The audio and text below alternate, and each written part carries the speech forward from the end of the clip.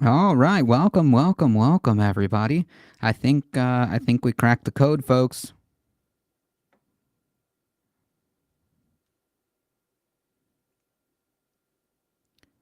I think we cracked the code on the best way to do this mobile stream.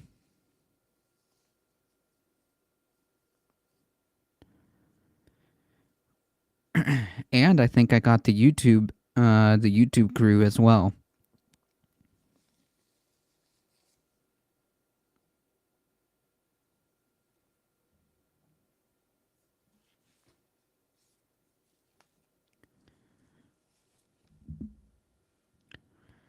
Now, hopefully, everything is going as planned. Derry Bennett, welcome. Thanksgiving tomorrow, indeed. Indeed, we have Thanksgiving tomorrow.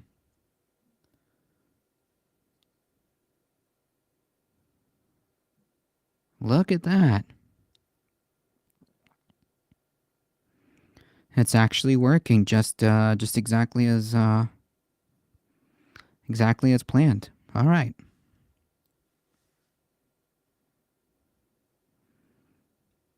That is pretty freaking good.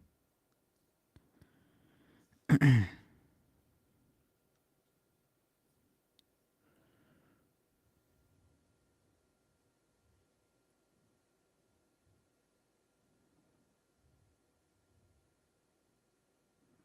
me just close this.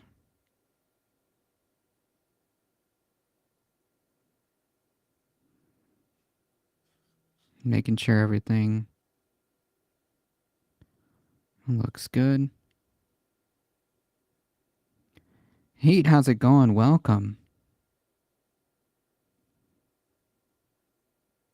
Howdy, howdy. Look at that. You see, I got my stuff together this time. Look at that.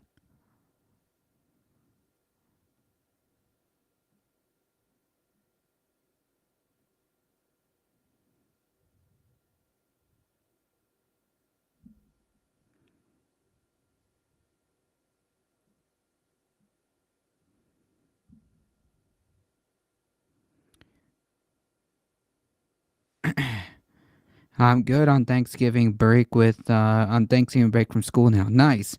Using Prism? No, funny enough, I'm using. Check this out.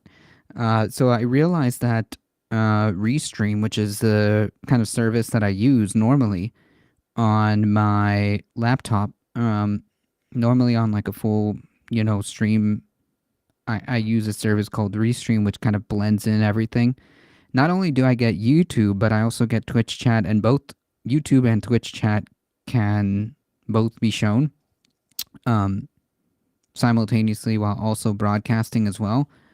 I realized that you can actually do that through a web browser, and it turns out it's actually pretty freaking decent. So I can even do things like this. Let's see, I can do things like that if I want to highlight a comment and respond to a specific comment, and then just kind of do that. It's actually pretty neat. I think it's cool. I think I got it, folks. I think I'm dialed in as it were.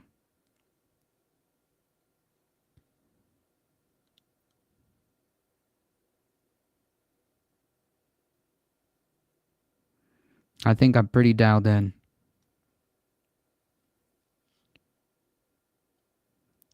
I've seen stuff like that before. I didn't know what magic was used though. Restream is actually pretty freaking good.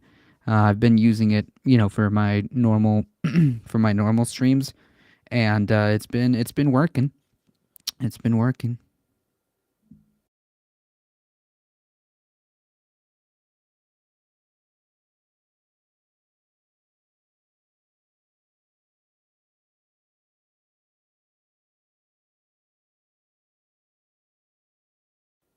So basically, anything that allows you to do multi-streaming is how we do it. How are you doing? I'm doing okay. I just got off work, and I'm feeling pretty freaking good. Tomorrow is Thanksgiving, so that means some pretty good food.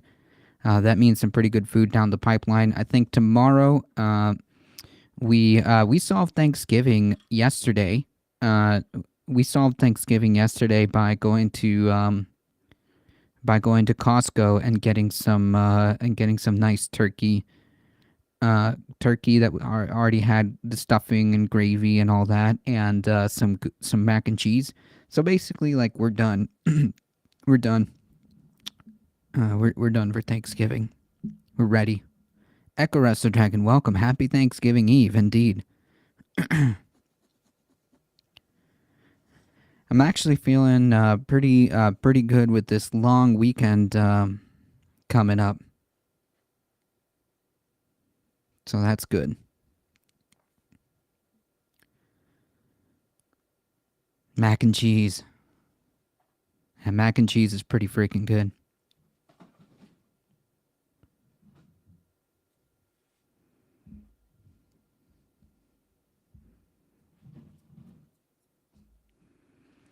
Looks like the cats are having a WWE match outside. Hmm.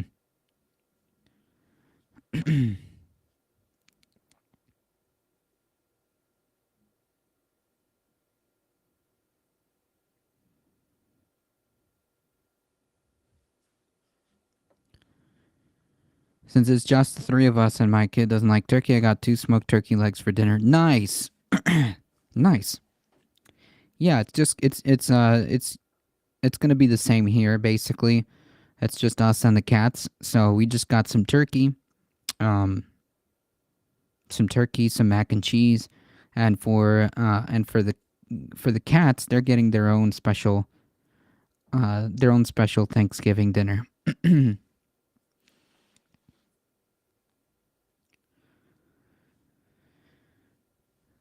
So they're getting a cut above the normal cat food that they are uh, used to. I got a turkey fryer. Our oven isn't big enough. Oof. What about dessert? I'm not much of a dessert. I'm not much of a dessert person, but we did get some. We did get some pumpkin pie and cherry pie. I want to say. I'm pretty sure it's cherry pie. So we got ourselves some pumpkin pie and some cherry pie.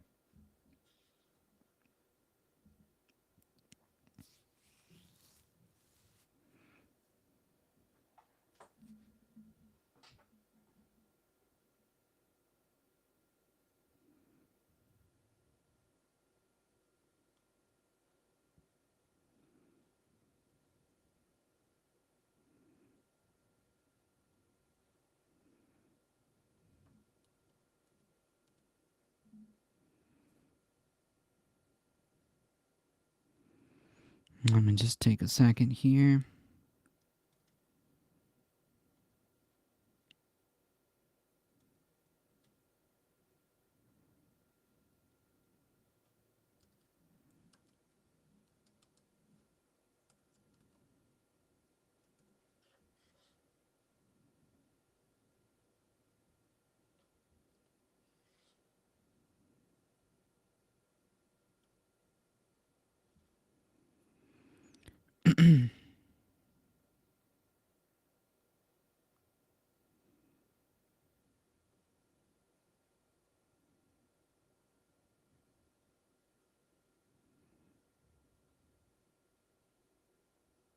Hey, look at that.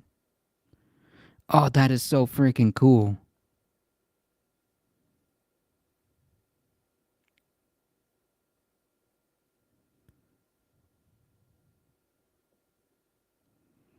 Pumpkin and blueberry here. Nice. Let me put the socials up. Yeah, there you go. Yeah, as we get more people in, yes, that reminds me. I need to do a command for the for the blue skies instead of the Twitter. I think I have Twitter.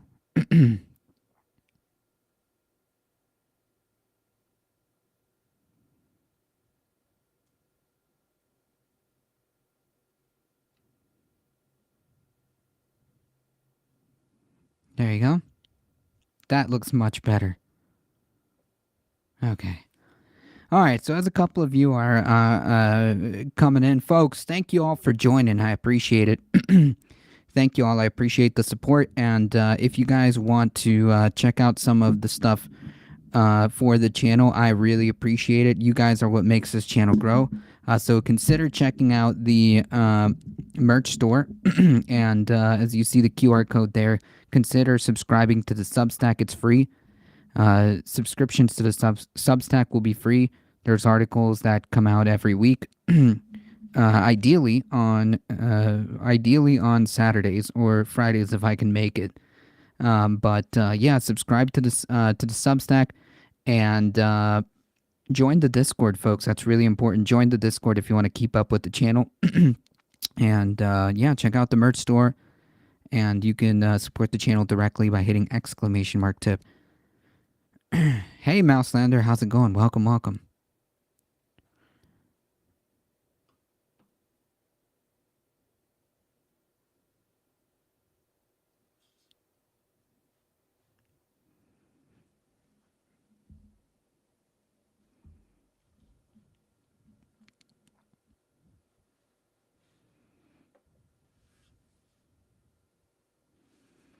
Welcome, welcome, folks. All right, we got a couple of stories actually to talk about.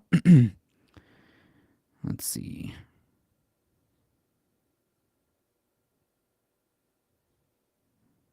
Oh, I didn't even realize you can go live on Substack. The YouTube chat won't load? Boo. That's unfortunate. I see you guys. I see you guys on the YouTube.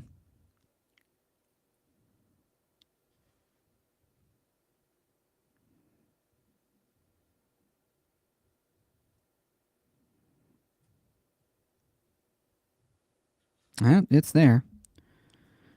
It's there.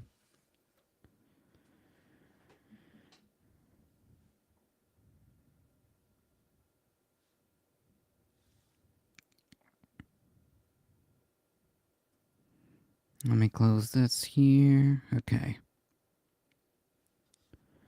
All right, so I suppose we should get into some stories, right? So, as many of you have probably already know, Matt Gaetz has rescinded his nomination, has voluntarily rescinded his nomination for Attorney General, and now a new person has been nominated to be Attorney General, and that person is Pam Bondi. So again, another pick that was totally based on rewarding loyalty, and this it's a pretty I would say controversial pick.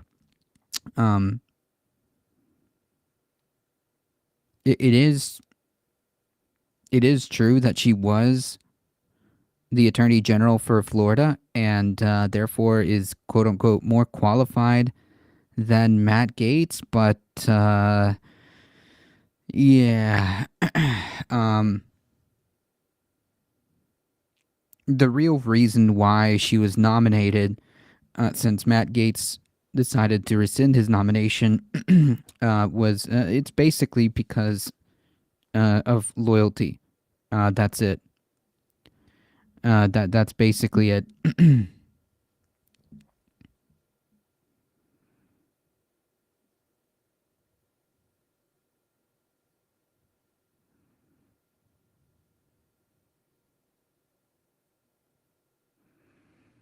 She is horrific. Yeah, we need we want less competent fascists, not more.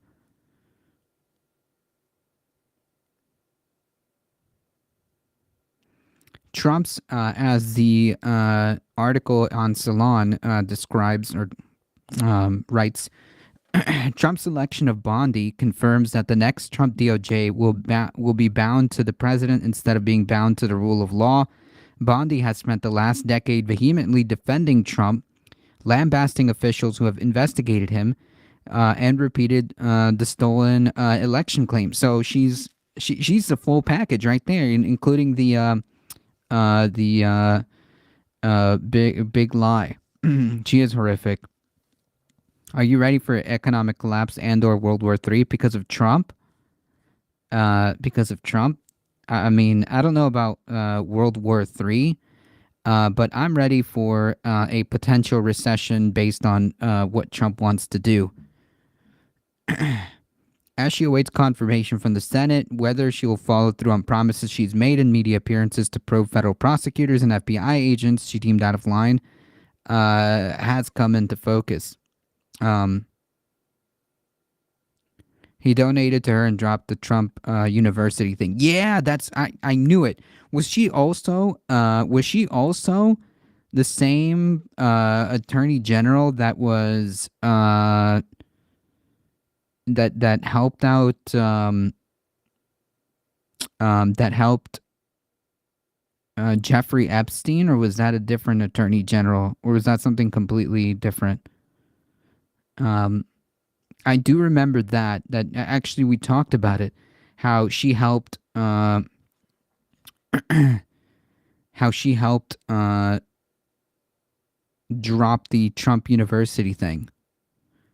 Trump is an acceleration, but it will happen eventually, regardless. Sure, I guess. I don't know. Anyways,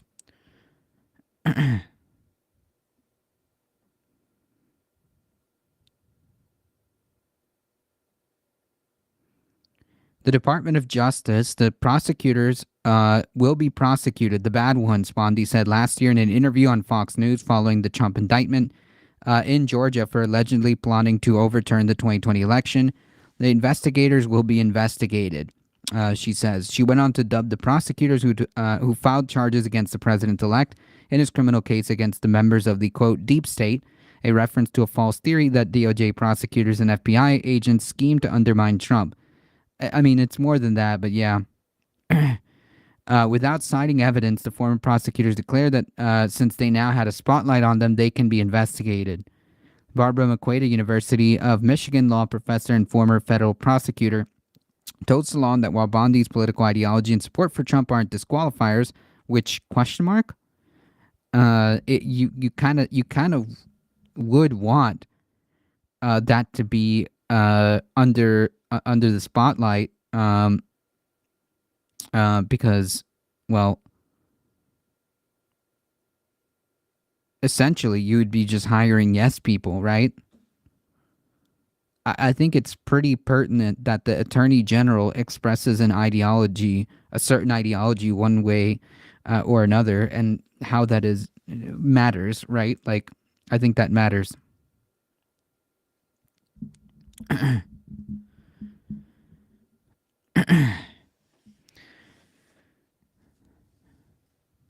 Her comments are very troubling and reckless given that there's no evidence of any misconduct in the Trump prosecution. Calling out criminal prosecution of people who have simply been doing their job, I think, is a distortion of the facts and violation of law, and it has given me great pause. Noting, she said in a phone interview, knowing that she hopes to see rigorous questioning from the Senate on what Bondi meant in those statements. I mean, I think it's pretty clear, right? Like, there's nothing, uh, there's nothing to investigate. That's she's pretty freaking clear.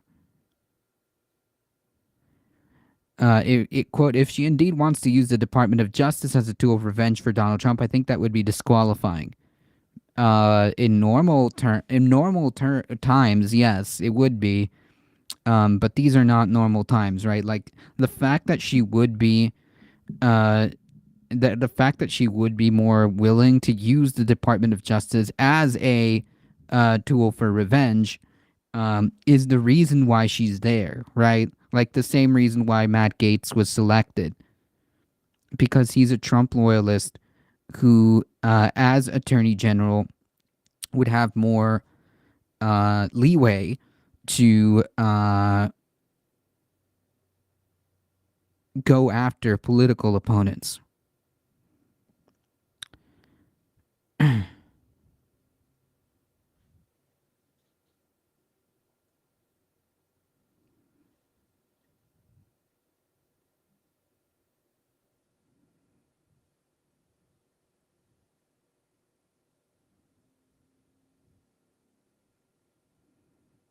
Yeah, I don't see how this is helpful to be perfectly honest. Maybe if you take a break, you come back with a better attitude. I don't know. Maybe if you take a break, you'll come back with a better attitude than that.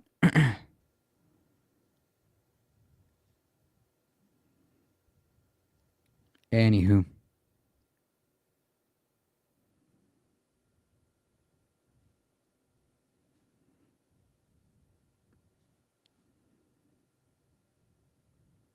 just to be clear, I don't think anybody's under any illusions that like things are going to suck, right? Like I don't think anybody's under any illusions that things are going to suck, okay? So like it's a preaching to the choir kind of thing. Yeah, we know it's going to suck and we know Trump is bad and we know that um community is everything. Uh so like yeah, I think we know. Um but that was fun. Yeah. Like I don't think that's the right attitude in my opinion. Yeah, they just wanted a soapbox, which like granted that's fair, but like come on, you can't be just like lashing out for the sake of lashing out. Look, I get it. A lot of us are frustrated, a lot of us are worried, a lot of us are scared. Uh but we do what we can, okay? And community is everything. Band together, exactly.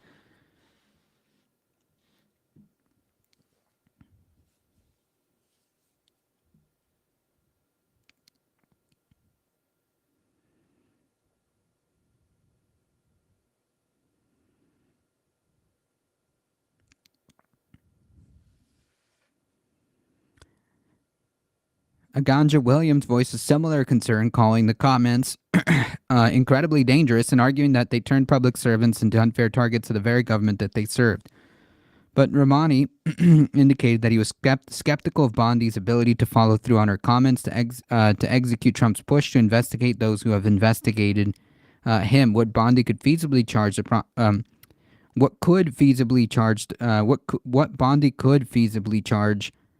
the prosecutors who indicted Trump with is unclear.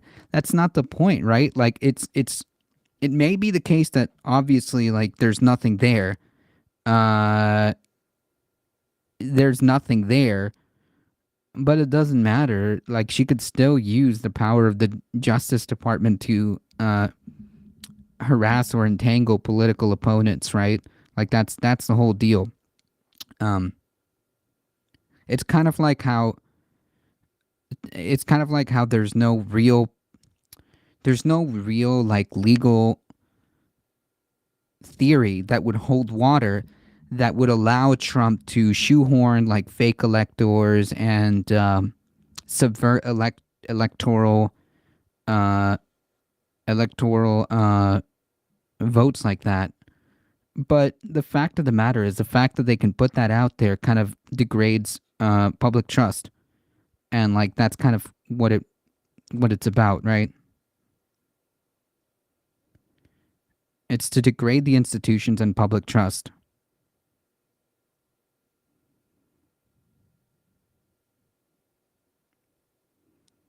Oh, are they gone? Good. Let's go Trump. Nah, he can go fuck himself. With all uh, due disrespect. I don't know why. Like, I don't know why people come in here knowing like the channel is a lefty channel just to do that. Is that like, is that like a thing that people like to do? They know that there's a left leaning channel, a left leaning progressive channel, and then they just go in here and put "Let's go Trump," thinking that what they're gonna remain here, that they're not gonna get banned. It really is just a waste of their own time, right? Because like exactly, like it's not you're not going to get farther than that, right? I guess go collect your badge of honor, your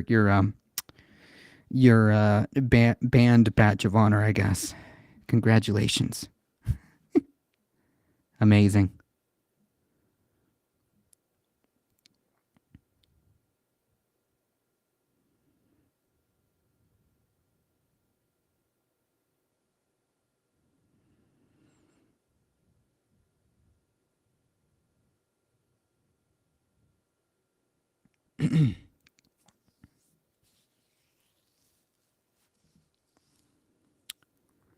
Who's next? Yeah, I mean, like you might as well just out yourselves.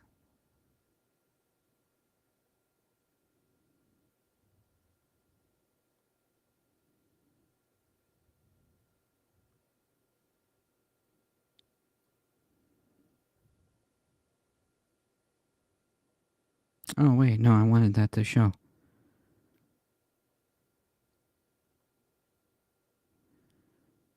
I want this to show, and I want to go back to my logo. There we go. They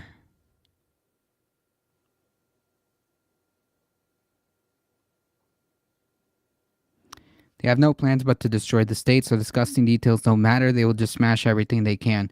Right, and if that means if that means to degrade public trust in the institutions, from the Department of Education to the EPA to the Department of Justice, then yeah, so be it. There you go. That's defeating the deep state, I guess, in their mind.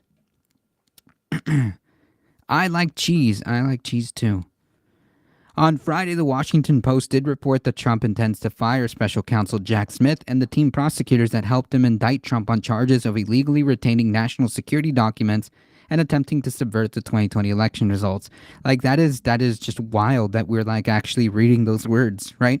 Like that is actually wild that we're reading those words. So like the dude who's being or was, I guess, being investigated and indicted for some very serious stuff, like subverting the 2020 election is like the serious offense out of both of those that Jack Smith was investigating or indicted him for. And that's gone because Jack Smith filed a motion earlier this week to dismiss those charges. So, because and by the way, like I was reading more upon this, this department policy from the DOJ actually came about during the Watergate scandal, because back then, the Department of Justice made this rule after the Watergate scandal, because Nixon stepped down voluntarily because he was being threatened with impeachment, and he was going to be. It was clear that he was going to be removed. So at that time, at that particular time when this was going on, the guardrails that were intended to be used were operating and activated as they should have been, right? You had a crook, right? I am not a crook. Actually, caught doing said crimes, and it was abundantly clear that he was going to be removed. He was going to be impeached, and he was going to be removed by the Senate. So he stepped down. And after that, the Department of Justice decided, like, okay, well, Congress is the one that's supposed to deal with this, because ideally, when you have a rogue president committing crimes, then Congress would use its power to impeach them and then remove them, right? Like that's the whole point. That's why we have the ability to impeach not just presidents, but say Supreme Court justices, as an example. So the Department of Justice said, "Look, we're not going to get involved. We're not going to prosecute sitting presidents because we don't want investigations interfering with their job?" Question mark. If they're doing something improper, then it should be incumbent upon Congress to deal with this. The problem is what happens when somebody comes along and smashes those norms, right? That's where the problem is. When somebody comes along and says like, what if I don't want to play ball with this, and what if Congress doesn't activate the very guardrails it's supposed to? Like, we should have a Department of Justice that would be the failsafe in the event a president does crimes, like, say, subverting an election. You know, I'm just saying, like, that might just be a little serious there. And if Congress isn't going to do anything, then the Department of Justice should have the ability to step in and say, "All right, well, hold on. There's crimes here, and we are the Department of Justice, so we're going to investigate these crimes." I think that is a rule, and not a law. It is simply etiquette, essentially. Um, it is simply etiquette. So it's not like a law that the Department of Justice has to not not do. They can prosecute sitting presidents. um, this is phenomenal stuff right here. This is phenomenal stuff. Like, man, we were just talking about how, like, the best course of action is like is to actually, like, band together and, like, thank goodness for bored Twitch lurker to just say, like, go F yourselves to that. That's cool. That's nice. That's a great attitude. I'm sure that will get you far. Hey, Cosmic Seeking, welcome. Happy Thanksgiving for tomorrow. Yeah. Yeah, thank you. Happy Thanksgiving. I'm the new salt queen of the left. That's fine. That is fair.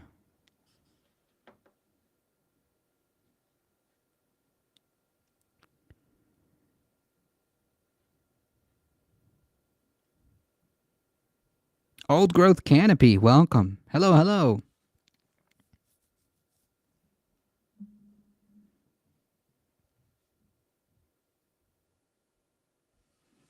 So that is, circling back to that, because actually this is going to be to give you guys a preview. This is what the next article for the Substack is going to be about. It's going to be about checks and balances and guardrails, because this is freaking serious, man. The fact that just winning an election basically makes you God is just bananas. It shouldn't be this way. And the fact that, like, whatever guardrails that normally would be in place are not working. What guardrails normally would go active they're not working, and that's pretty freaking disturbing. What are we talking about? Oh, just the usual doom and gloom about democratic norms being eroded. You know, same old, same old.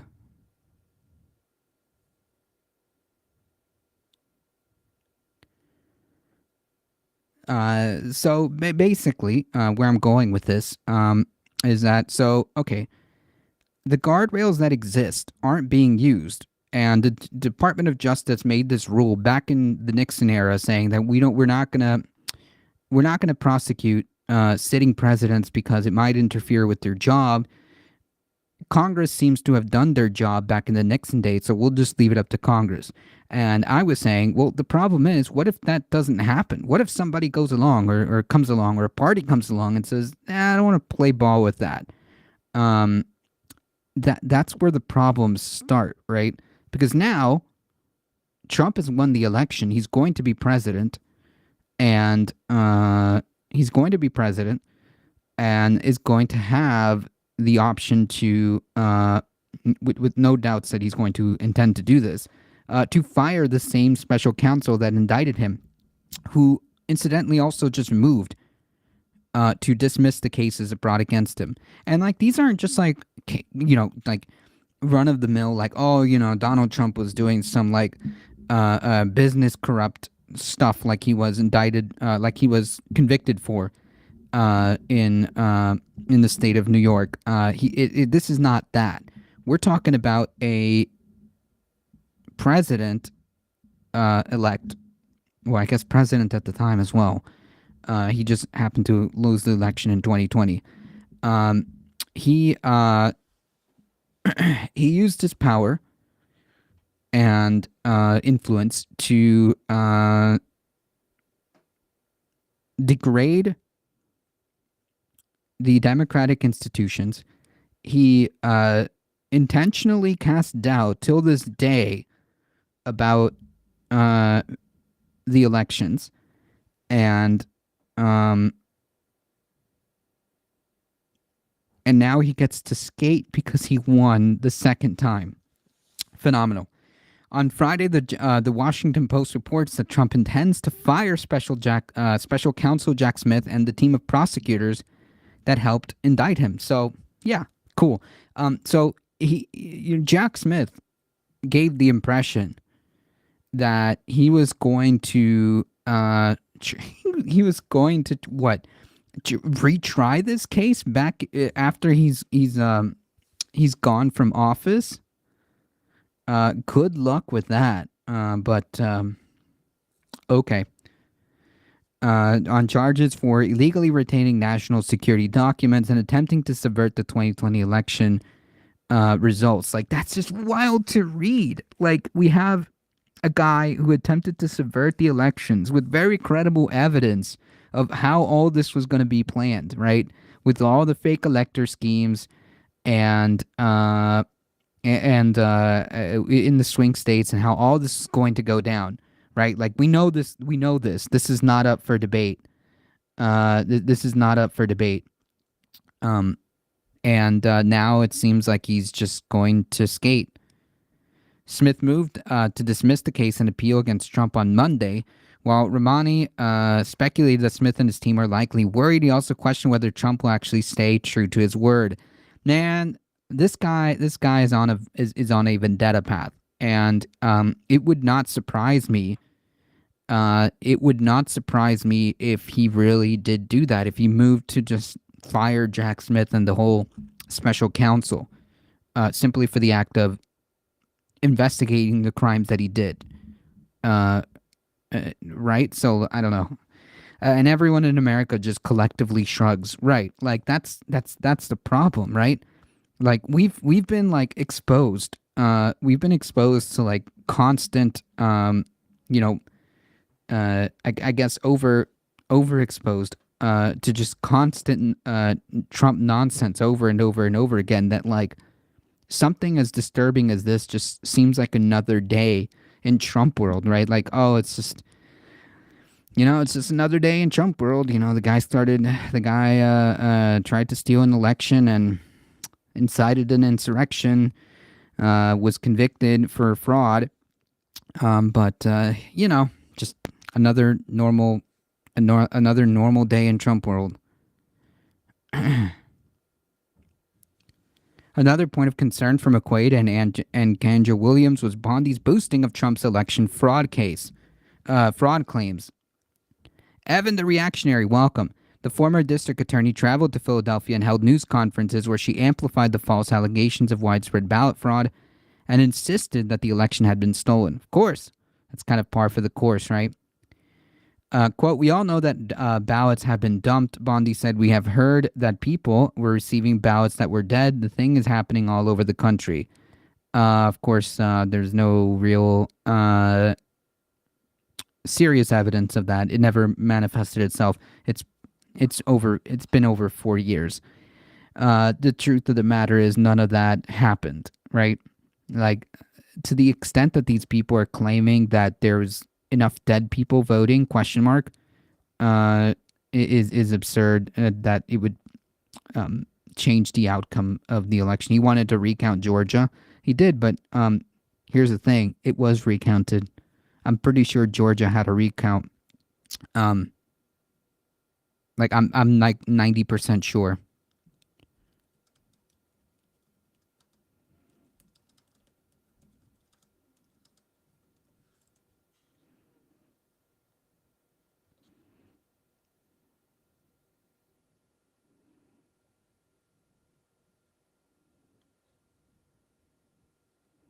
Michael has to welcome. Yep, Georgia was recounted. So that's kind of a moot point.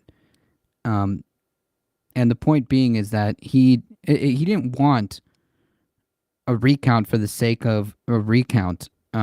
He wanted he wanted um the duly the official results, the will of the people, to be overturned. That's what he wanted. 2020 was basically 2000. Yeah, in the sense that what the Republicans tried to steal it. Just joining the band party. 2020 was basically 2000 in the sense that like Republicans stole both elections or tried to steal both elections. Because like in that case, you're right. In that case, you're right.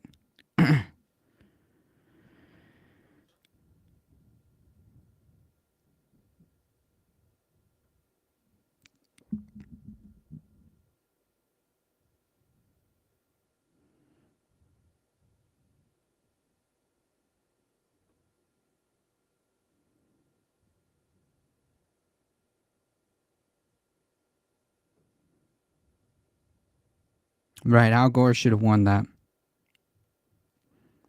Yeah. I think it was actually, was it proven after the fact that he actually did win Florida? But because, he had a Republican family member, um, you know.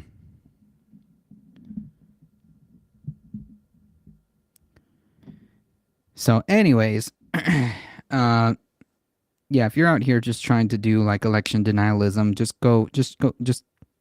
go away, man. Uh, if you're trying to like dispute the duly the official results of the election, just it's been 4 years, okay? Like the idea that that um that the 2020 election was stolen is absurd. It's already been proven false. There's no point in arguing this. Um, and if you still believe that, I'm sorry. It's just wrong. It's just wrong. That's a thing that didn't happen. The former state attorney general later acted as a defense lawyer for Trump during his first impeachment proceedings, claiming that the 2019 probe was a sham and that he was unfairly investigated. Sure. She also made an appearance at Trump's criminal trial in Manhattan last spring over charges of falsifying business records to conceal hush money payments to an adult film actress ahead of the 2016 presidential contest. Quote, I think the Senate needs to satisfy themselves as to what her view was of that, because simply pushing an agenda designed to undermine public confidence in the electoral system is a danger to democracy and not something we would expect an attorney general whose job is to uphold the rule of law. Well, I've got news. I've got news for this person. In fact, it's important that you push ideas that undermine public confidence in certain institutions, as far as Trump is concerned. So yeah, no, this is a feature, not a bug. The fact that she spreads election denialism is a feature. It's important that she did that. That's why she was selected.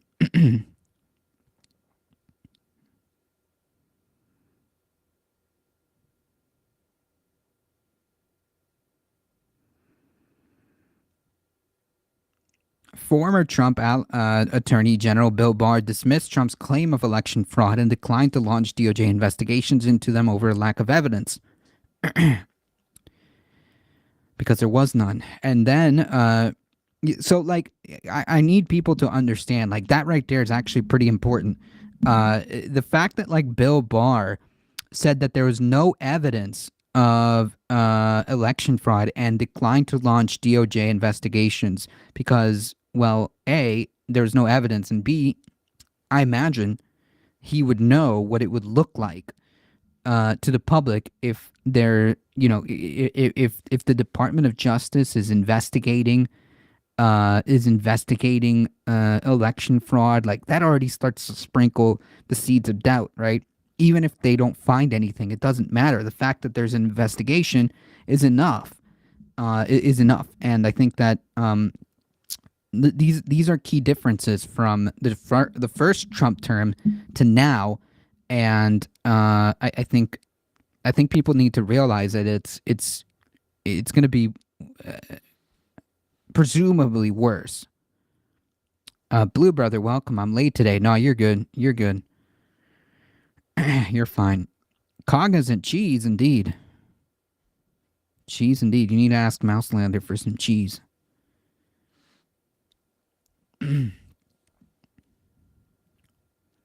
So, anyways, where I was going with this is, back then in his first Trump term, he had a attorney general that refused to make these investigations. If he is able to get the attorney general that he wants, say this Pam Bondi person, then maybe next time, maybe next time, when it comes to, like, let's say, the next election, I have to run. Good luck. Hey, thank you so much for stopping by. I appreciate it. Thank you. I appreciate you stopping by, Heat. Maybe the next time there's a dispute in 2028, this attorney general might try to perhaps sow doubt on the election in the event that, for example, the Democratic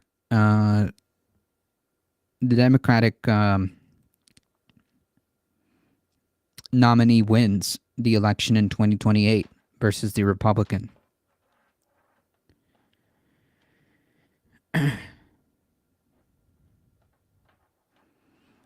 The then president attempted to appoint Jeffrey Clark, a DOJ official who backed these 2020 claims, as acting attorney general, but the effort was thwarted when a half dozen senior Justice Department officials threatened to resign. So, like, that's basically what held the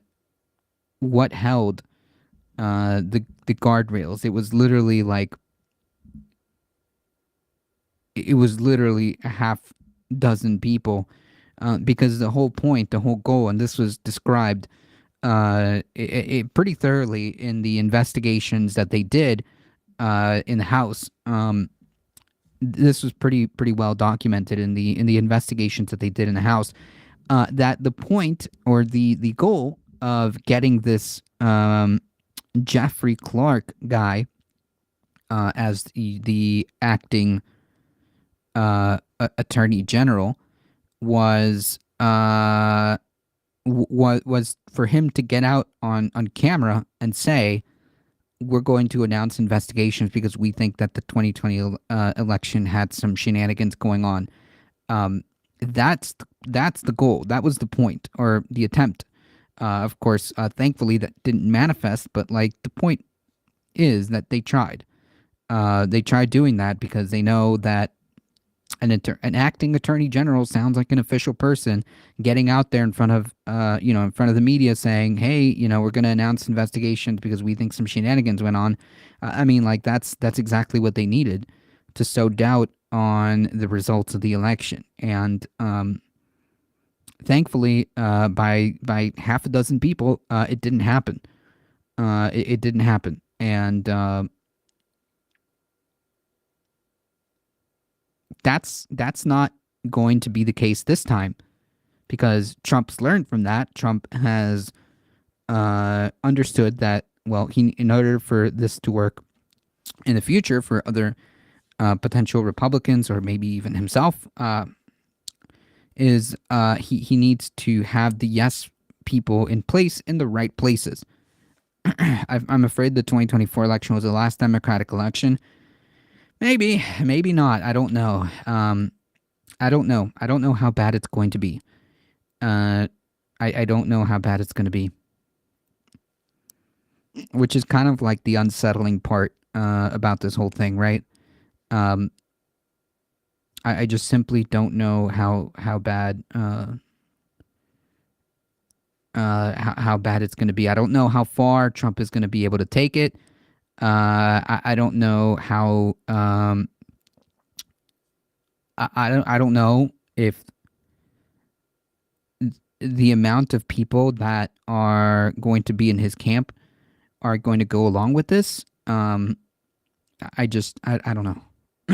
A lot is up in the air as it is. I mean, like we're approaching a lot of gray areas as it stands. So yeah.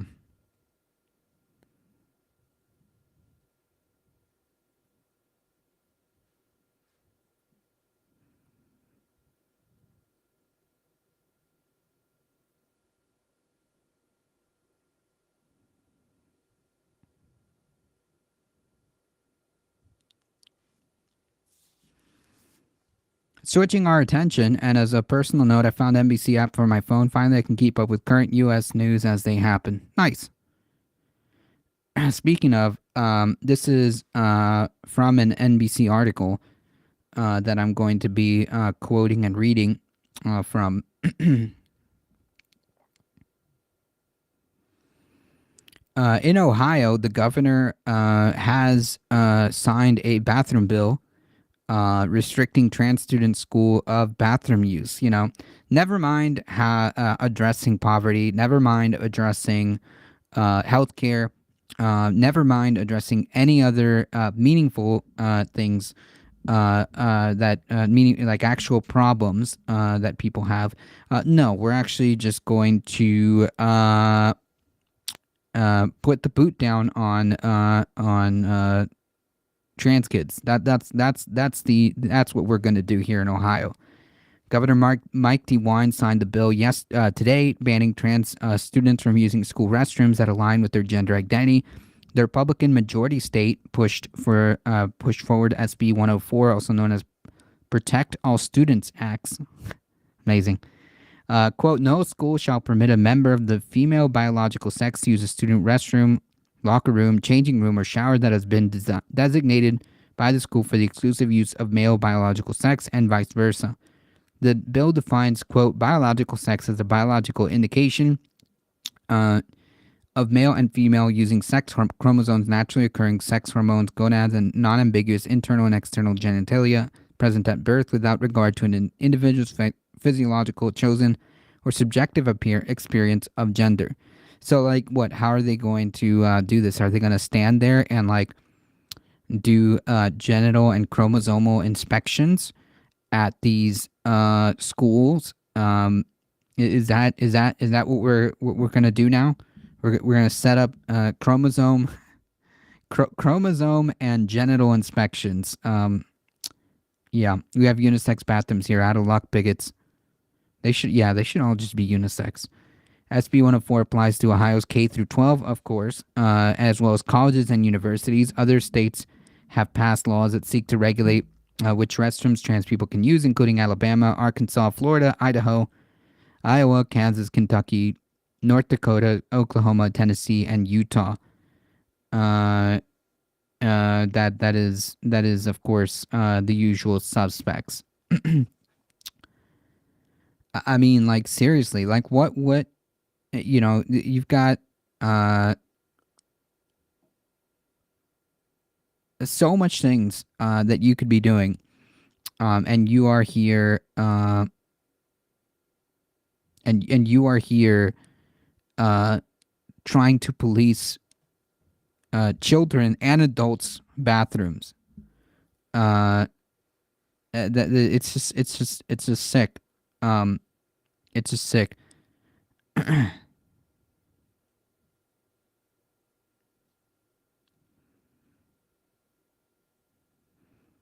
Let someone touch my niece or nephew. They are redacted in a video game, of course. Welcome, Read and Rap. Just get rid of funerals. Suddenly, every bathroom is a unisex bathroom. Yeah, I think they should just do that, right? Problem solved. But it's not about that. It's about hate and bigotry, right? That's what this is about. This isn't about protecting students. This isn't about protecting female spaces. This isn't about protecting women at all. This is just like this is just hate and bigotry. That's all. Um,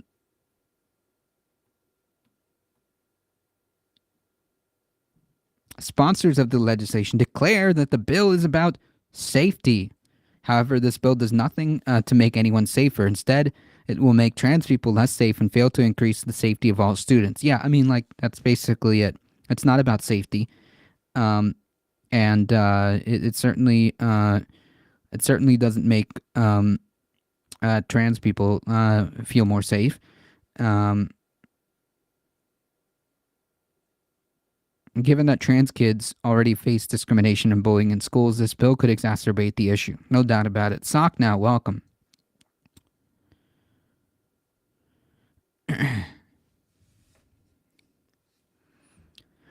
Today is a huge victory for for the Center of Christian Virtue, which describes itself as Ohio's largest Christian public policy organization, has called DeWine to sign the bill, hailing it as preserving privacy. Question mark. What privacy are you preserving? Are you like? That's the thing. Like this is so disgusting and gross. How like they try to couch it in language like this, in language of like safety and privacy and protecting children. Like you're not doing any of that. How is any of this how is any of this protecting privacy? If you want to make things more private, then like invest in making more unisex bathrooms. There you go. Sickle Me Pink, welcome. My dad's being reactionary again, hating left, saying shit like MSNBC and CNN is left wing, and that is good that they're being sold. Question mark. I don't know if they're being sold, but yeah, good luck. Honestly, the fact that we don't have unisex stalls with floor to ceiling walls is extremely weird. Yeah, like again, I mean, like I don't know. I don't know like what these what's in the mind of these freaks, but like I don't know. I consider myself to be a pretty normal person, and like when I go to the restroom, like the last thing I'm thinking about is like who's next to me. The last thing I'm thinking about is what the next person is, what the person next to me is doing, is what the person next to me looks like, is what the person's like genitalia is. Like why would I care about any of that? It's incredibly weird. That like that's what these people are concerned about. Um, it's bizarre. The legislation sounds to me to make it less private for everyone. No safe spaces at all. Correct. You have considered their POV. The only people who are persons deserving rights are the people who look like them, think like them, and behave like them. Yeah, that's true. That's a good point. That is a good point.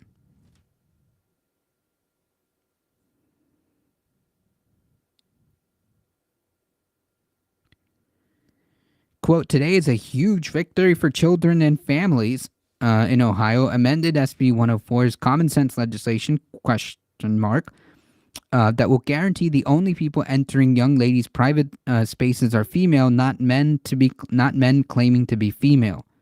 Like, hey, again, this is just like some weird obsession about, uh, about what the genitalia are, and particularly what the genitalia of K through 12 students are. So yeah, Manhattan did not specify whether a man claiming to be a female has ever entered women's restroom in Ohio, and he did not respond to a request for comment. And like here's another question. I think that brings up something important. Like also like, who is this bill for? Is this bill for like the like three trans kids that exist in the state of Ohio? Like, I'm obviously being over exaggerating, but like the point being is like you could tell that kind of gives it away, right? Like you could tell that this is simply just for punishment and hate. It's like coming up with a solution for a problem which doesn't exist if those MAGA people hadn't raised it. Yeah, exactly. That's a good point. That's a good point. Like, you know, the, it's a solution to a problem that doesn't exist, right? So like the only conclusion is that like these people are just hateful and are just picking on trans kids because they're the right's current punching bag, right? You know, but he doesn't know that the left doesn't get their media from CNN and MSNBC. Typical. Is he like a MAGA person or just like typical like Republican or typical conservative? I mean, it doesn't. I guess it doesn't. It's a distinction without a difference. But anyways, so yeah, that kind of like gives away the game, right? This isn't about like protecting spaces or anything like that. This is about bullying. Oh, okay, that is very Republican. Gotcha. This is about hate and bigotry, basically, and like in fact, you'd be putting trans kids in more danger by doing this. He is a Hispanic Republican. Oof. There's a lot. There's a lot of Hispanic Republicans. There are the same a-holes who 6 hours later get dressed up for a private party with sex trafficked minors. Correct.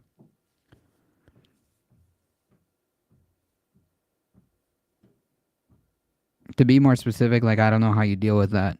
I mean, you can't, right? Like unless they are willing to be more open to views that contradict their worldview. Like there's not much you can do, uh, except like if they do want to leave the cult, if they do want to leave the Republican cult, then they're gonna have to make that decision themselves. I mean, you can only do so much if that makes sense. You can only do so much. You can only provide so much sources and counter arguments when dealing with somebody in a cult. There's not much. There's not much that you can do. Just kind of like especially with like close family or close friends that you intend to keep relationships with. The only thing that you could possibly do is say like you have some concerning views that I believe are misplaced, misguided, and if you're ever willing to talk about it, then like hit me up. You know what I mean? But the person has to make that decision themselves.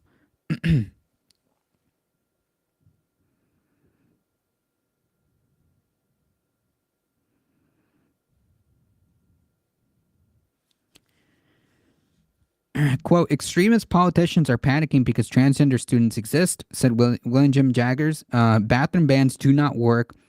They isolate trans youth, exacerbate harassment and unsafe conditions, and encourage schools to engage in harmful stigmatization, stigmatizing gender policing at the bathroom door. Correct. Like that's what this is really about.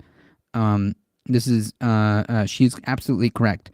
Melanie William Jaggers, who's the executive director for GLSEN, which advocates for LGBTQ students, condemned the law with that statement because that's true. It's only designed to do exactly that: isolate, exacerbate harassment and unsafe conditions, and just encourage overall harmful and stigmatizing behavior. Um, while you're trying to bathroom police kids. Um, so yeah, that's where we're at, folks. This story comes from Ohio, as the Republican governor has just signed this bill into law.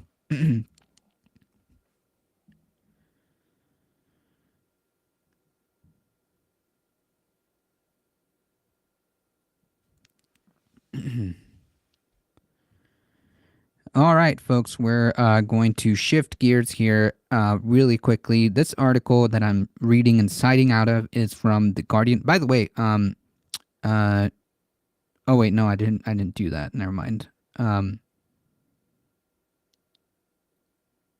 some of the articles uh, that I talk about, because today we're doing kind of a more loose stream, a more loose version of the stream. It's not the usual, like, I'm not able to display or show my screen. It's just me, a camera, and a microphone. That's it. But in any case, um, some of the articles that I talk about here on stream, not just today, but just in general, can be found on the Discord. Sometimes I post them there on the U.S. news or international news. So if you want to join the Discord, you can, and you can actually look at some of those articles if I post them there.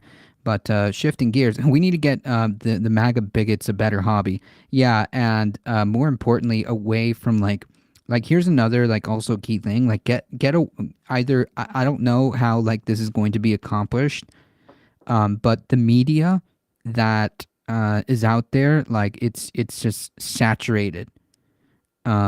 It's just saturated, and it's hard. It's really hard.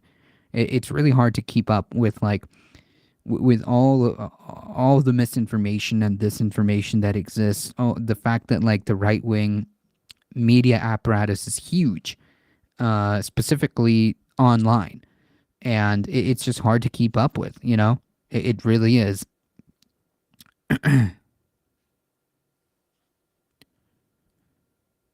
But we have to do what we can to kind of combat that. I like the rustic look. You like the little panels on the back? Like I could change. It's something that I've thought of before.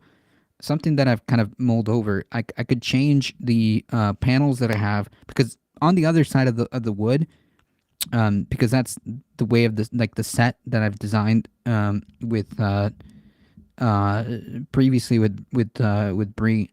Um, that side, that this right here is one side, and on the flip side is where you see the panels, like the majority report style, uh, majority report style panels. So what I could do is I could flip it, and I could have the wood panels be the main, um, the main, the main kind of background.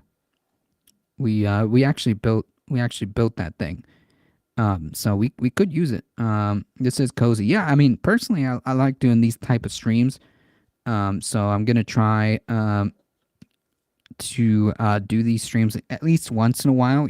Because like um we can still talk about politics and have news stories lined up.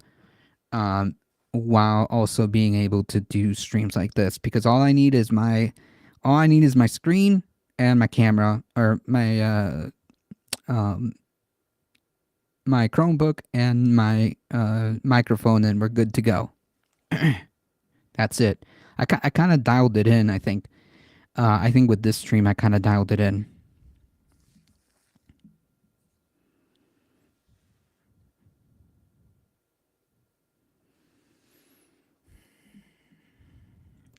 It is cozy.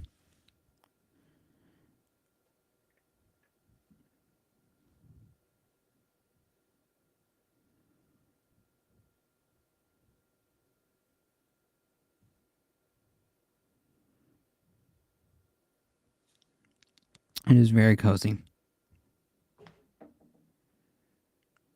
But yeah, I'm gonna definitely try to do some of these streams. At least ever so often, particularly when I need to take a break. When I need to take a break, I can just do streams like this because it feels, it doesn't. It feels like taking a break without taking a break, if that makes sense. Um, so this is definitely an option, and I can also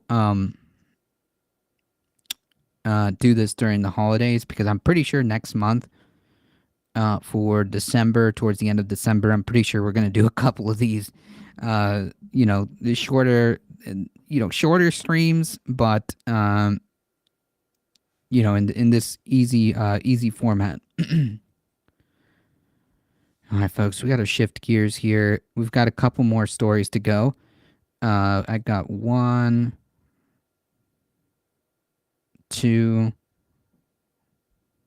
I think I got two more stories to go.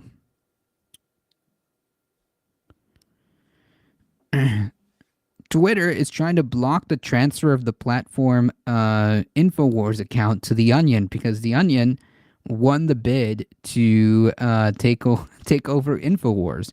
Elon Musk's Twitter is trying to block the transfer of the platform's Infowars accounts to The Onion after filing a legal objection stating that it owns the user's accounts. Nice. So Elon Musk is throwing a temper tantrum, essentially, and retaining the Infowars Twitter account. The social network has filed a limited objection to the sale of Infowars, a media platform run by the conspiracy theorist Alex Jones, to the satirical news outlet The Onion. Although Twitter said it did not oppose the sales as a general matter, it is arguing that its users do not own the accounts, it cannot sell or transfer them without permission. Twitter's terms of service makes it clear that that it owns the Twitter accounts, and as the TOS is explicitly that Twitter merely grants its users non-exclusive license to their accounts. The company wrote, "Oh, so yeah, like this, that like just the fact that like this is how it is more of a reason like to not be on Twitter, right? So yeah, like your accounts actually don't belong to you, according to Twitter's terms of service." According to Twitter's terms of service,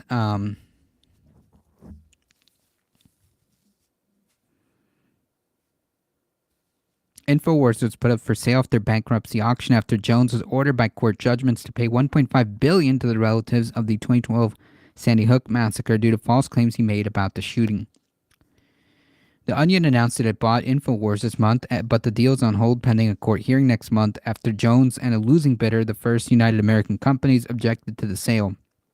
Jones and FUAC, which is affiliated with Jones Dietary Supplements, have accused the trustee overseeing the auction with colluding with the Onion and Sandy Hook families. The trustee, Christopher Murray, has denied the allegations and described them as a desperate attempt to delay the sale.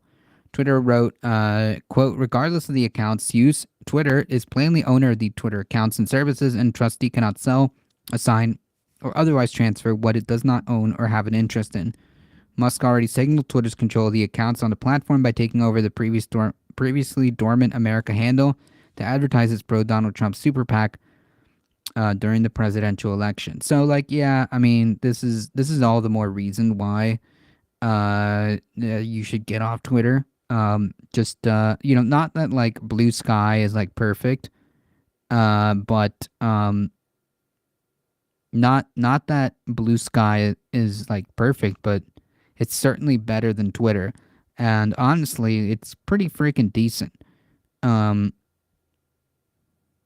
It's actually pretty decent as far as platform goes. If it weren't for the 22nd Amendment, the 2024 elections would have been the last. Well, I mean, who cares about the Constitution, right? Like, clearly norms and what you originally thought to be the rule of law don't apply anymore. We live in different times. We live in different times, Blue Brother. On paper, that's true. On paper, the 22nd Amendment says he can't run anymore. But I don't know anymore. I don't know anything anymore. Um, I was wrong about a lot of things and pertaining to this, so I don't know. I don't know.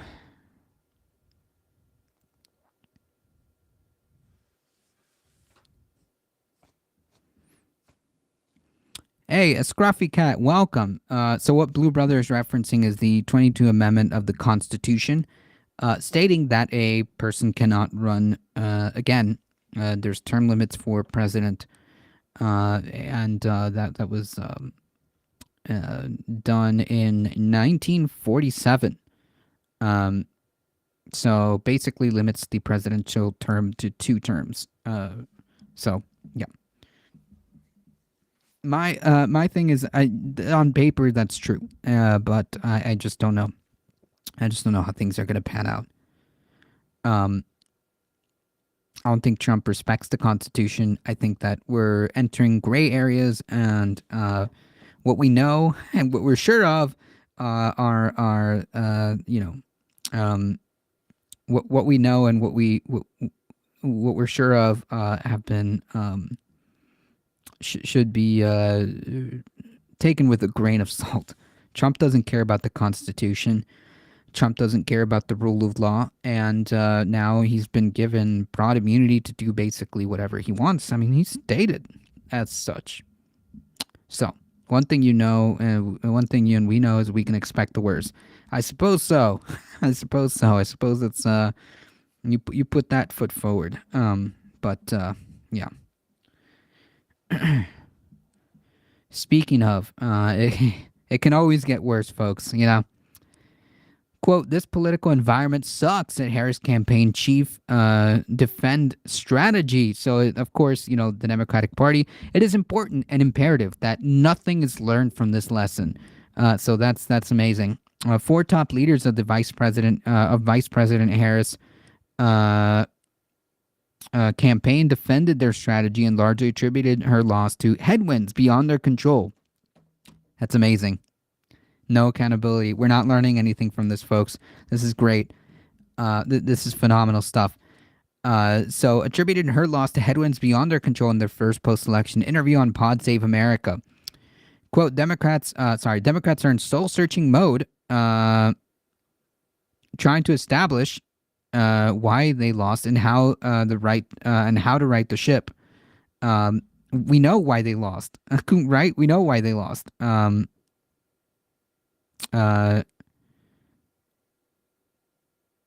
Hey, Hazemaker. Heat alt? We know why they lost. I think it's pretty clear as to why they lost. And where these failure points happened. The Harris campaign chiefs offered several explanations, but none based on mistakes they or their candidate made. Amazing. We're not learning anything, folks. We're not learning anything. We are beyond cooked. We are beyond cooked. Yeah, Gaza, inflation, Cheney.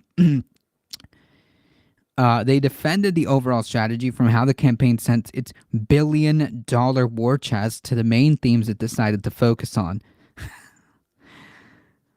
Oh man, it's good stuff.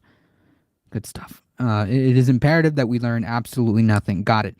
Quote, this political environment sucked. We were dealing with ferocious headwinds, and I think people's instinct was to give Republicans and even Donald Trump another chance.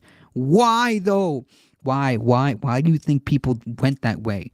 And why do you think people, more importantly, one of the other factors is, why did people stay home that would have voted Democratic? Right? Like, we have zero introspection here. Zero introspection here.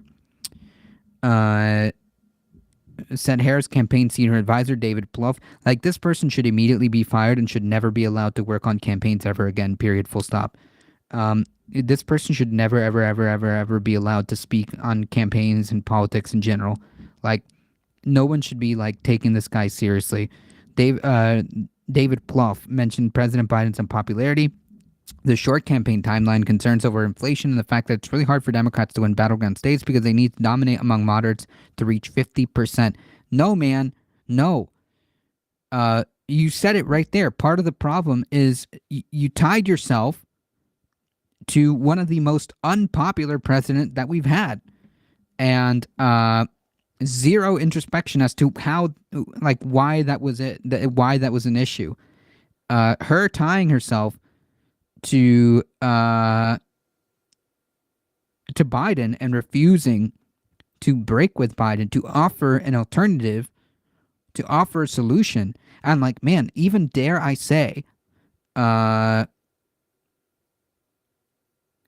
I say, even stand up to Biden, right?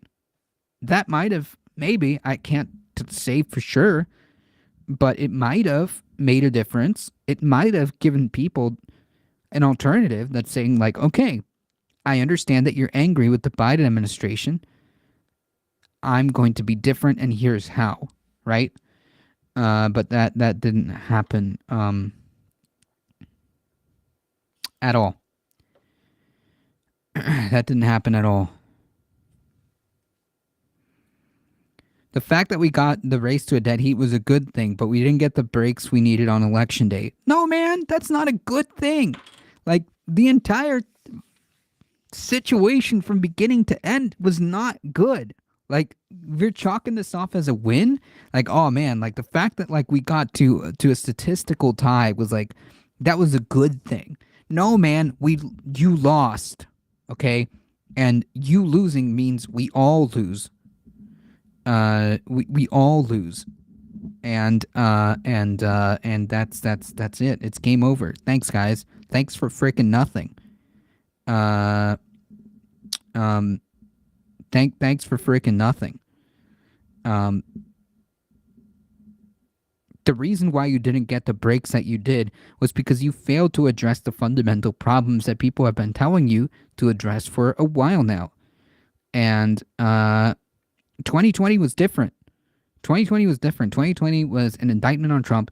People wanted Trump out, and it really didn't matter who was running at that point. Like, unironically, it didn't matter who the Democratic nominee was going to be. They most likely would have won anyways. But they learned all the wrong lessons from that. And well, now that costs everybody everything. Well, I will say that she did attempt to chase more right-wing positions in this attempt to reach more, quote, moderate, maybe never Trumper voters. It's just horrible strategy. It didn't work in 2016, and it didn't work now. Right, Blue Brother, that is correct. No need to include any person. Yeah, if it was up to Trump, yeah. Trump effed up COVID in 2020. Right, and people wanted him out, okay? People wanted him out, and it didn't matter. But unfortunately, it seems like they learned all the wrong lessons here, and it cost us everything. Campaign chair, the campaign chair, Jen O'Malley, pointed out that, the battleground states that the campaign focused on saw a smaller rightward shift than the rest of the country. We needed it to be better than that, and perhaps we would have had, if we would have had more time, we would have done that. And whose freaking fault is that? And whose freaking fault is that? Why were you making a half-baked campaign 3 months before the election? How did you get in that position in the first place? Whose fault is that? Okay? That's the problem. Whose fault is that? Like, there's no accountability. Like, you can't bring yourselves to say, hey, Joe Biden should have dropped out months ago,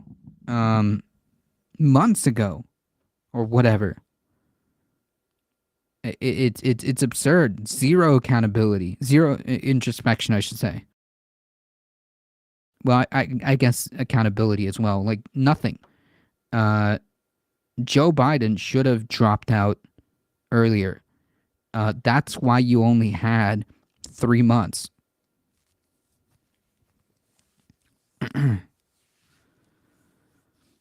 Trump's company has always been a small family firm. He has no idea of how to run a company of 10 million employees.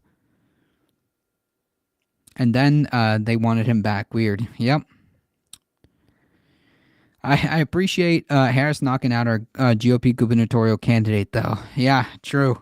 Huh, you guys seriously dodged a bullet with that. Um, you guys seriously dodged a bullet with that. Good thing they're downsizing the amount of government. Then that's not necessarily always a good thing. That's a misconception. There's a reason why those bureaucracies exist. There's a reason why those people are there. There's a reason why departments of this and departments of that exist. So yeah, I mean, like it's going to become abundantly clear if they do that, if they start slashing things left and right. Clowns like Elon, who just kind of pretend to be smart and just like do things like, oh, we're gonna suggest to get rid of department of this, and then like within a couple of months they're gonna be like, oh, that's why that was there. It's either incompetence, which is pretty likely, or a way to sell it to the private section, sell it to the private sector. But anyways, downsizing government isn't always a good thing, depending on what you're downsizing. um, there's reasons why those bureaucracy exists. There's reasons why those departments exist. Anyways, uh, Plath rejected the idea that that campaign focused too much on the cons of electing presidents elect. Uh, Trump versus the pros of Harris, arguing the campaign was effective at boosting her favorability ratings. No, apparently, this is actually like some like Orwellian shit. No, it wasn't. It wasn't effective at boosting her favorability rating, dude. She had an initial boost when she first came onto the scene because at first, and I think myself included, there was a little bit of hopium because maybe things might be different. Um, Maybe things might be different. And for a minute there, with her selecting Tim Walz and things like that, maybe there was a chance there. Then it became abundantly clear when she repeatedly said that there would be no significant changes to as far as her policies to the Biden administration. Then there's several dominoes at once started to fall. That clown Elon will be one of his closest advisors. Yeah, it's a problem. That's a big, big problem. That is a big, big problem. Anyways, back to this. Plouffe also rejected the idea that campaigning with former Representative Liz Cheney and focusing on winning over disillusioned Republicans in the closing weeks hurt turnout among progressives. Um, it did. It did because nobody likes Liz Cheney. Nobody likes Liz Cheney. The people who are voting for Trump are voting for Trump. Like they're not going to look at you parading Liz Cheney around and saying like, "Oh, maybe I should vote Democratic." No. And the disillusioned Republicans would normally stay home. Why would they vote? Why would they vote Democratic? Um, uh, why would they vote Democratic? Like, why? Why? And alienating people who actually would come out and vote for you.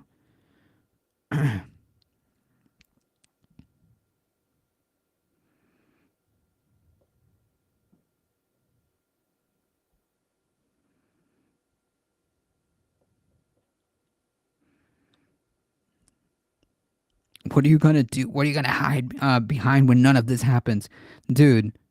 Uh, Trump has been advocating for tariffs since like the '80s, man. So the likelihood that this happens is pretty high. So yeah, I mean, unless you just like genuinely don't understand how like economics works, um, then yeah, I guess that could be. I guess I could understand it if you don't understand how this works.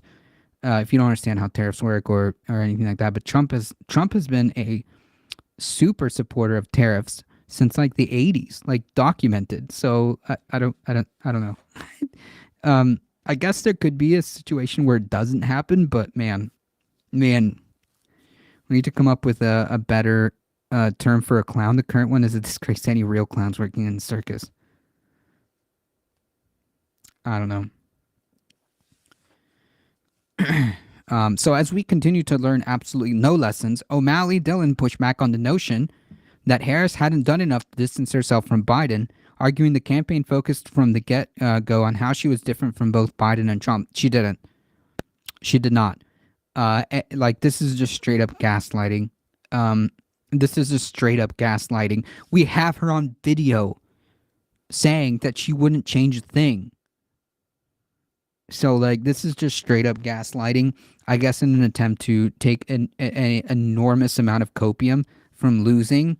That these campaign people, the campaign chair, O'Malley, um, can't seem to grasp reality at this time, because like the fact that they're trying to claim that she did try to distance herself from Biden, um, when we literally have her on camera not distancing herself from Biden, in fact, saying that she wouldn't change a thing, is just like straight up gaslighting. So yeah.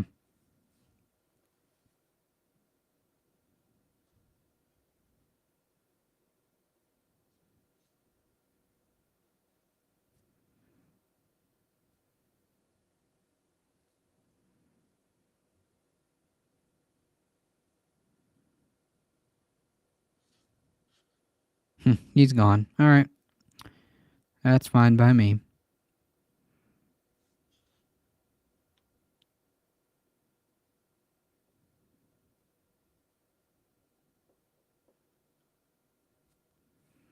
But anyways, I agree with that. Trump has been a big fan of tariffs.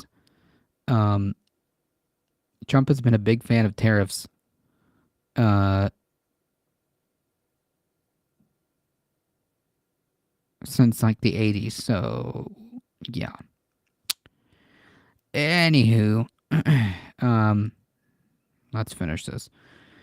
The Harris chief campaign chiefs dismissed the idea that Harris' position on trans rights or lack of forceful rebuttal to Trump's attack ads on those issues helped influence the election result.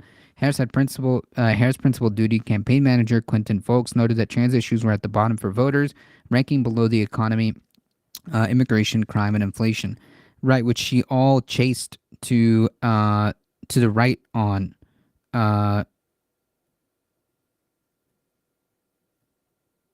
she chased uh she ran to the right on than normally than normal. Um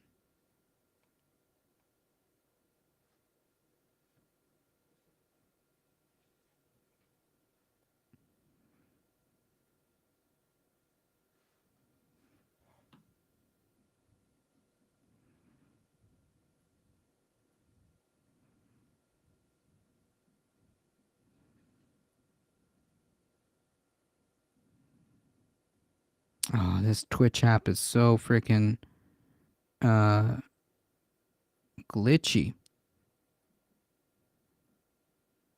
Look at that. They wrote me a nice love letter.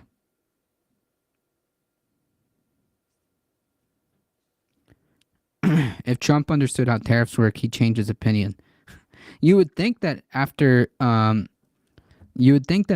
like what, decades, he would understand how like Trump how tariffs actually work. Um but anyways, Seems like he doesn't.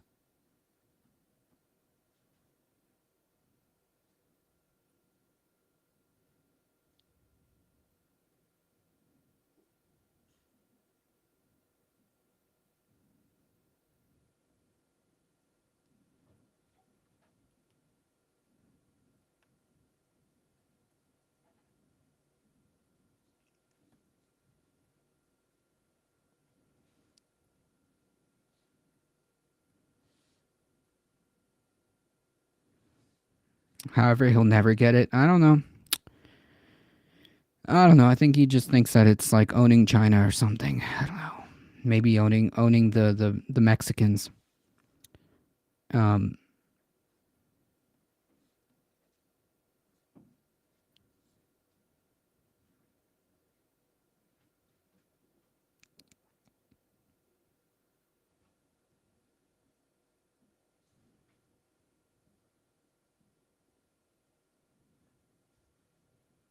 Anywho,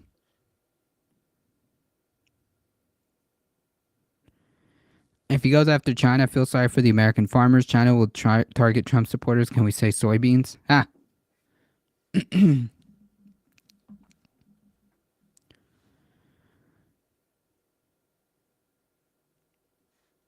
If there's a big belief that only if we had responded to the trans ads with national and huge battleground state ads, we would have won, I don't think that's true. I don't think anybody's saying that, to be honest. Um, However, folks acknowledge that Trump's ad claiming Kamala is for they them had successfully painted Harris as out of touch. The campaign leaders acknowledged, oh, that's true. In the previous, yeah, wait a minute. Yeah, like, don't we have precedent for like Trump actually trying to do tariffs? So this idea that like, oh, what are you gonna do when that doesn't happen? I'm pretty sure that he's tried this before. It's not like there isn't precedent for this. Anyways, the campaign leader acknowledged that Trump was more effective than they were at reaching persuadable young men, both organically through social media and other than through podcast interviews. O'Malley Dunn said Harris had been ready and willing to go on Joe Rogan, but not to leave the campaign trail for a day up to tape in studio. Um, he did. Yep, he loves them. Waits for the emergency. The interview would have broken through, but not ultimately changed the outcome. I don't think Kamala Harris going on Joe Rogan would have changed the outcome.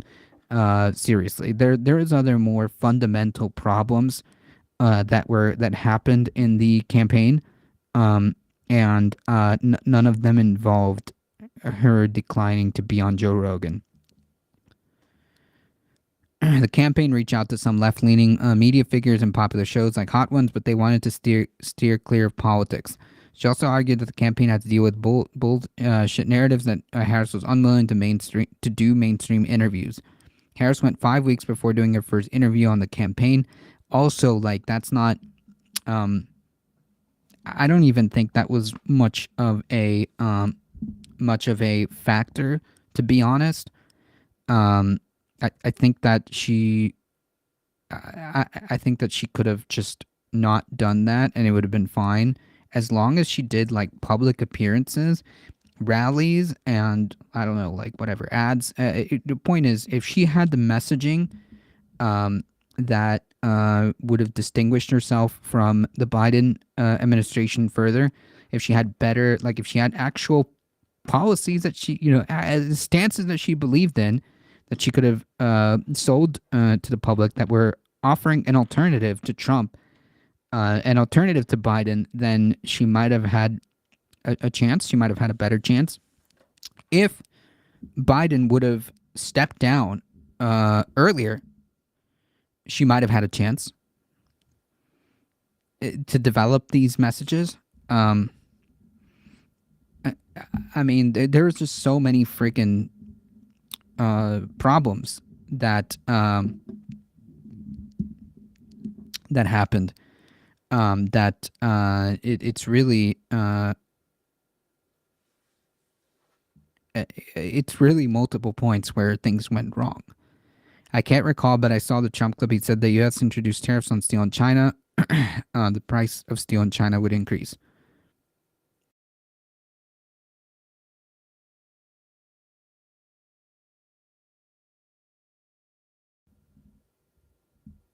Yeah, like that. The, the messaging we got is exactly right. I am speaking. I have a clock. Do you want Trump to win? Like that's what we got offered.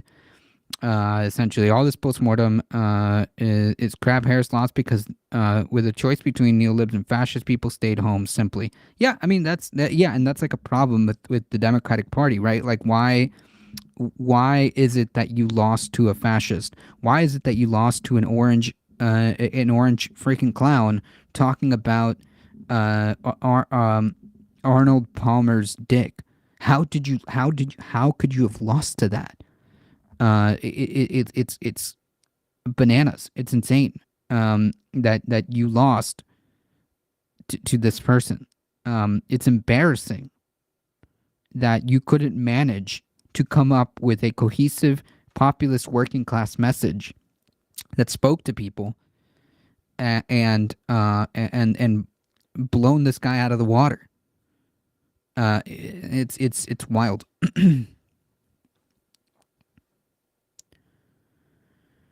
Stephanie Cutter, a Harris campaign senior advisor, noted deeper conversations are needed about the appeal of Trump's masculine persona and why Democrats are perceived as squishy. Democrats need to ensure that people in this country see themselves in what we're selling and we have solutions that make sense to people. Yeah, well, that's kind of your job. You failed at that. Um, you failed at that. Folks also pointed out that Republicans don't make Trump apologize, but Democrats often punish members who step out of line. Republicans stay in line because they understand that this unity in the party weakens a candidate. Democrats are eating our own to the very high degree, and until that stops, we're not going to be able to address a lot of the issues that need to be said. Yeah, if you're gonna try to if that's like some kind of weird, if that's just kind of some weird dig at progressives, like this is like the exact opposite of the kind of attitude that you need to have when you people are the ones that freaking lost, man. That simple. It's not like eating our own if you're being criticized for very valid reasons, right? Like you can't complain that progressives are being are acting cannibalistic politically, I guess, and attacking the Democratic Party when it's really just valid criticisms that you people screwed up. Okay, you people screwed up. It's the bottom line. Uh, and that's the reality of it. Like this entire thing, like if you read this piece, I'm gonna post it on the Discord. If you read this piece, it is abundantly clear that these strategies, these campaign people learned absolutely nothing, and it is incredibly frustrating to see this. All she had to do was to win was lie, say that she'll give us something on Palestine, immigration, weed, housing, yeah, anything, anything that had a working class populist message, backed by some like actual policies that make sense, would have done the trick, or at least maybe she would have stood a better chance. We wouldn't be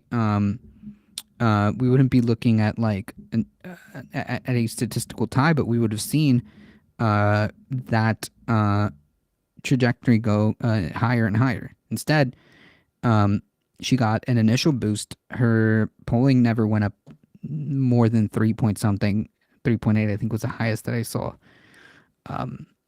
And it just kind of stayed at that point and started to go like this and plateau. And that doesn't work. That doesn't work. When elections are this close, that is an indicator that the Democratic candidate is probably not going to do well. Because people realize neoliberalism sucks and has never worked, and they're too brainwashed to realize what fascism is. Yeah, and well, now here we are. And here we are. It's here.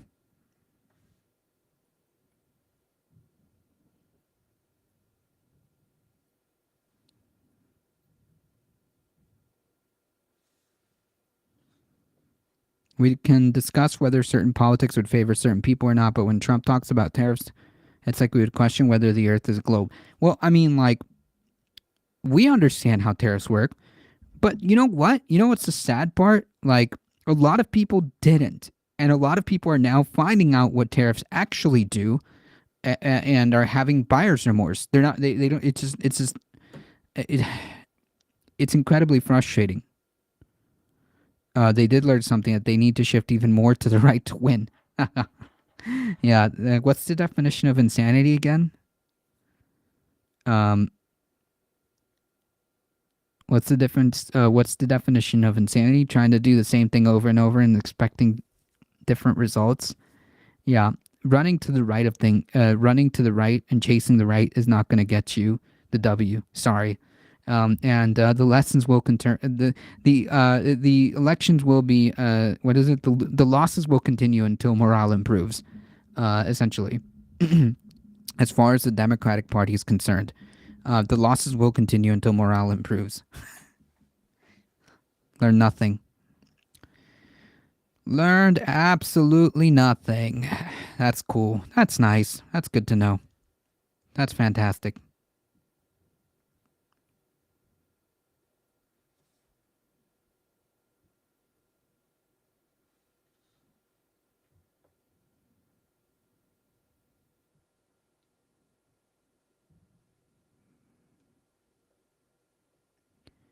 All right, folks. It's time for me to get out of here. Um, Thank you all for stopping by. I appreciate it. You guys are what makes this channel grow. Thank you guys so much. I appreciate all the support. If you guys want to keep supporting the channel, there are many different ways. Please consider subscribing on the YouTube. I see the YouTube crew. Thank you guys. Keep liking the stream.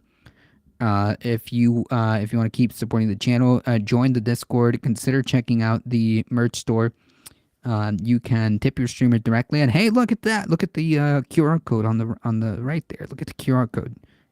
That QR code is the Substack link. So check it out. We do Substack articles every week. They usually come out on Saturdays. This week, I'll try to make the article by Saturday, but if not, because of the long weekend, that's fine. I'll try to post it as soon as possible. But seriously, join the Substack. It's completely free, and I put a lot of work into that. So I would really appreciate if you enjoy the content, and if you take a look at it and subscribe. That would really mean a lot to it. Mean a lot to me. It's completely free. Thank you. I appreciate it. Thank you all. Thank you, Michael Hausler. Thank you, Heat, for rating for modding the chat. I appreciate it. Thank you all for your support. You guys are what makes this channel grow. We'll be back on Monday, folks. Keep that in mind. We'll be back on Monday. The holidays are here. Enjoy, everybody. And I hope everybody has a nice Thursday tomorrow. I appreciate it. As always, folks, please stay safe. Please take care of each other. I love you all, and I hope to see you guys in the next one, folks. Thank you. I appreciate it.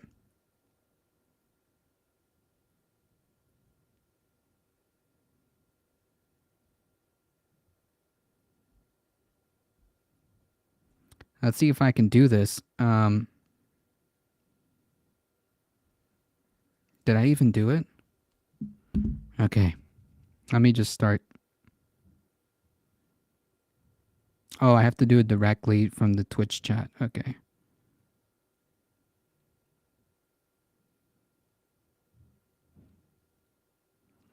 Hang tight, folks.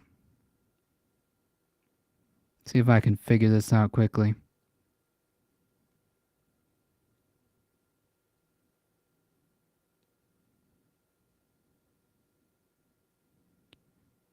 I am a bit of a boomer on this. Hang tight. Gobbles indeed.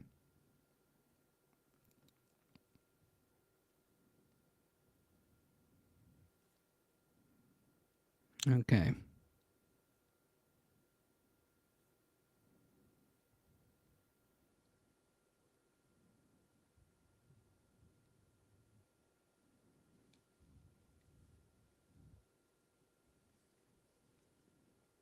There we go. All right, folks, we're heading out in 5, 4, 3, 2, 1.